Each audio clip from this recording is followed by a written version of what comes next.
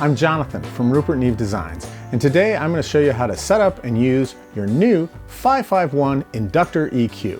Remember, all 500 series modules require a separate rack and power supply, and today we're going to be using the Rupert Neve Designs R6.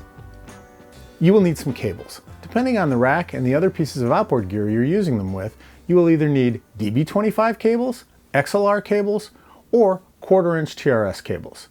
For this example, we're going to be using XLRs. Remember, you want to make sure that you're plugging your source into the line input on the back of your rack and then taking another cable from the line output over to your interface, mixer, or another piece of outboard gear. You want to make sure you're using the right slot and the right input and output on the back of your rack, and after you power the rack, you'll see the blue LED light up on the 551.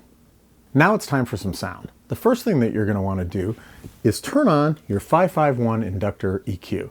Remember that Inductor EQs are famous for their tonal coloration. That means that they can add warmth, weight, and sweetness to your recordings.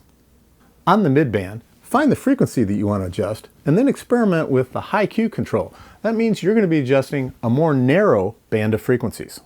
On the high and low bands, here and here, experiment with the shelving controls.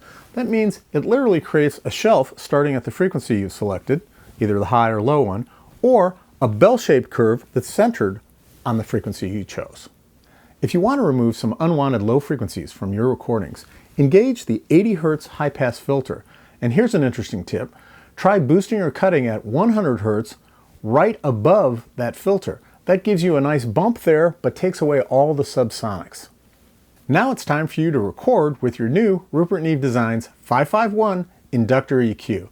If you have any questions or you want to find out about more of the great gear that we make, please go to rupertneve.com. Happy recording!